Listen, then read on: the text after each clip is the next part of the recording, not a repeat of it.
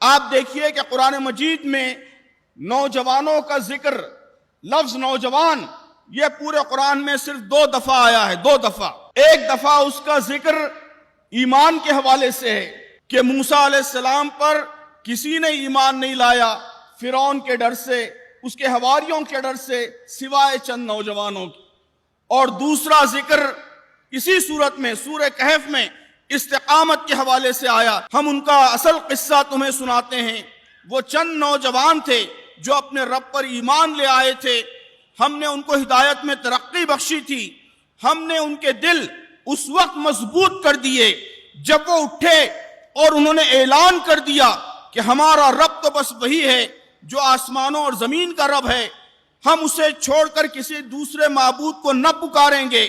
اگر ہم ایسا کریں گے تو بالکل بیجا بات کریں گے۔ آپ جانتے ہیں کہ ان نوجوانوں نے یہ اعلان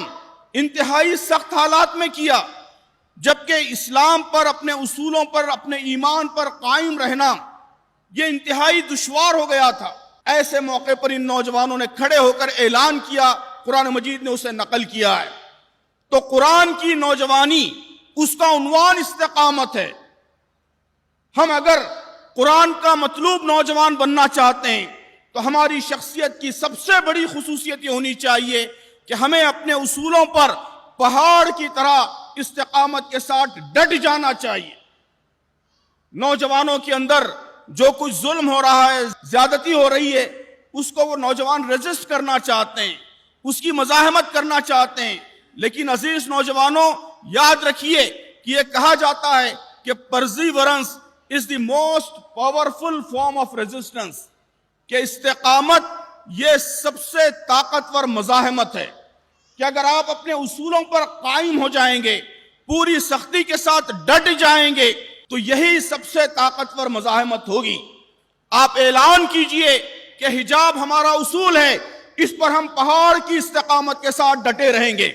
ہماری مسجدیں ہمارے شاعر ہیں، اس کی حفاظت کے لیے ہم ڈٹیں گے۔ اسی طرح سارے انسانوں کے ساتھ عدل، سارے انسانوں کے ساتھ جسٹس، سارے انسانوں کے ساتھ انصاف،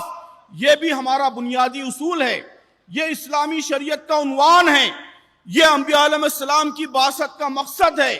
یہ امت مسلمہ کے لیے اللہ تبارک و تعالیٰ کا حکم ہے۔ اس لیے عدل کے اصول پر اور اس ملک کے سارے شہریوں کو انصاف ملے، سارے شہریوں کو جسٹس ملے، اس کمٹمنٹ پر، اس پر بھی ہم پہاڑ کی استقامت کے ساتھ ڈٹے رہیں گے۔ بے شک ہم اپنے شاعر کی حفاظت بھی کریں گے، ظلم کی مزاحمت بھی کریں گے، لیکن سب سے اہم چیز جو مطلوب ہے وہ یہ ہے کہ ہم اپنے اصولوں پر استقامت کا مظاہرہ کریں۔ اسی کے نتیجے میں آپ کے اصولوں کی سچائی واضح ہوگی، نکھر کر لوگوں کے سامنے آئے گی۔ اسی کے نتیجے میں جو لوگ ان اصولوں کی مخالفت کر رہے ہیں ان کی مزاحمت ہوگی، اسی کے نتیجے میں آپ کی طاقت بڑھے گی، اسی کے نتیجے میں آپ کا اثر بڑھے گا، اسی کے نتیجے میں آپ کے اصول سماج میں مقبول ہوتے چلے جائیں گے، لوگوں کے اندر قبولیت حاصل کرتے جائیں گے۔ تو عزیز نوجوانوں، سب سے اہم چیز جو آج کے حالات میں مطلوب ہے وہ اپنے اصولوں پر، دین پر، ایمان پر، اپنے مقصد پر، اپنے مشن پر، ان سب چیزوں پر استقامت ہے، اس پر ڈٹ جانا ہے، اس پر مضبوطی کے ساتھ ٹھہرے رہنا ہے۔